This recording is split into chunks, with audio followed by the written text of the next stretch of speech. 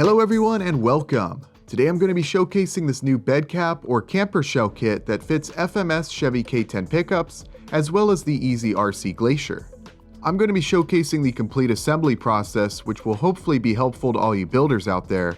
It doesn't take much to put this bed cap together, and it looks pretty cool once installed. Overall, it makes a nice addition to this already great looking truck. Regular viewers may remember that I posted a video a few weeks ago showcasing the design process and 3D printing the first prototype. As explained in that video, I needed to revise the design a bit, mostly so that the cap is secured better to the bed, but after a little more work, I'm satisfied with the current design. One of my goals for this part was to make it fit snug against the bed so that no modifications to the truck, such as drilling, would be required, nor any glue or tape be required to hold it in place. This part requires absolutely no modifications on the truck to be made, and despite not using any glue or double-sided tape, as you'll soon see, the cap fits pretty tight, and you won't have to worry about it coming off or sliding around under normal driving conditions. I already demonstrated that the truck can be lifted by the bed cap in that previous video, so you can see it's pretty solid. Of course, if you have any questions, feel free to leave a comment below or send us a message, but with all that said, let's get this all new kit unboxed and put it together.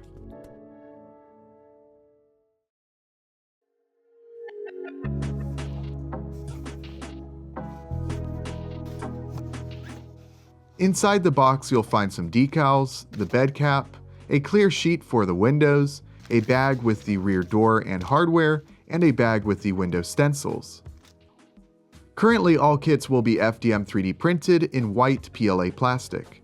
The result looks nice, and the cap will be quite durable. The only thing to note is PLA doesn't have as high of a melting point as other plastics. For normal use, this is not a problem. However, prolonged exposure to high temperatures and direct sunlight, especially if you painted a darker color, may cause the material to soften or warp. If you would rather have your bed cap printed in a more temperature-resistant material at a higher cost, please send us a message, as this can easily be done. The first thing I did was do some sanding. The part looks pretty good as is, however, with some time spent sanding and removing any imperfections that may remain, it's really going to help improve the appearance of the finished part. Don't forget about the rear door if you intend on using that. I went ahead and took it out of the bag and sanded that as well.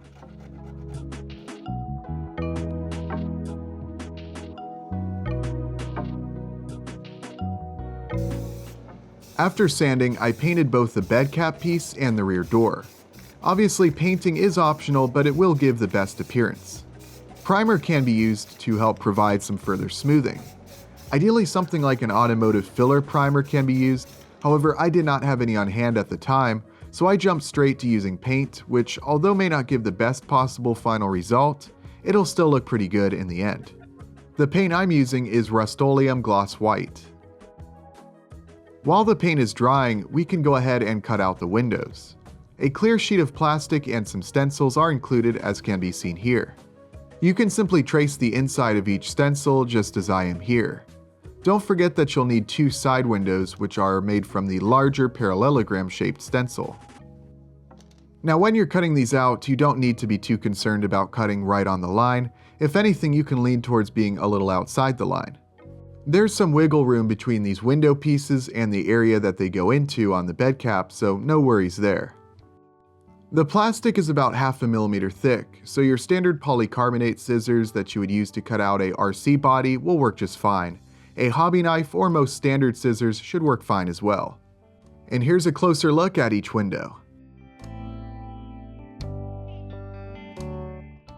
Now by this point the white paint had dried, so I went ahead and masked off the elevated areas around the side windows and the rear door handle so I could paint these sections flat black.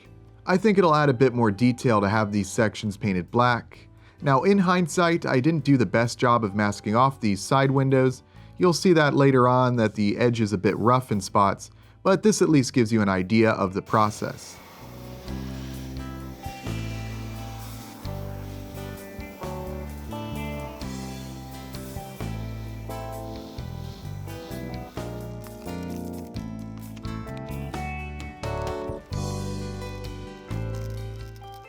While I had some of the black paint in the airbrush, I decided to go ahead and get the hinges out and paint them black as well.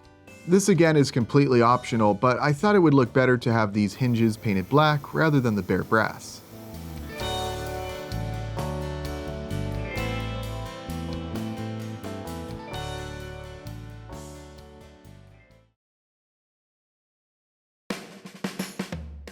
Next, we can go ahead and glue all the windows in place. I did quickly add a little decal to the back before I glued that window in, but it's pretty straightforward. I do recommend using a clear drying glue so that if you get a little excess, it doesn't stand out. I used some small pieces of masking tape to hold the windows in while the glue dries.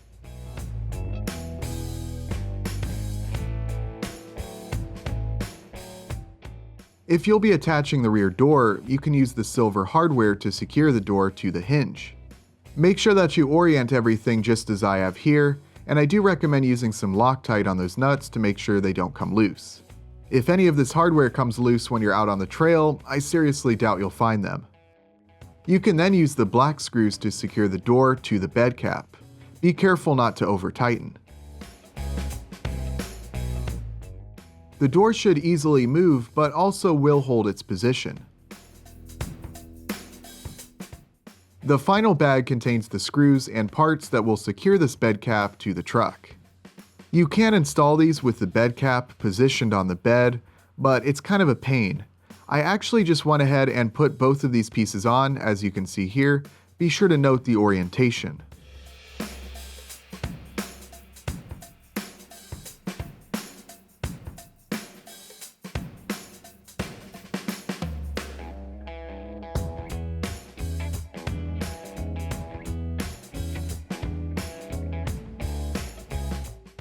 After that, with the tailgate down, I just stretch the bed sides a bit so that the bed cap can fall into place.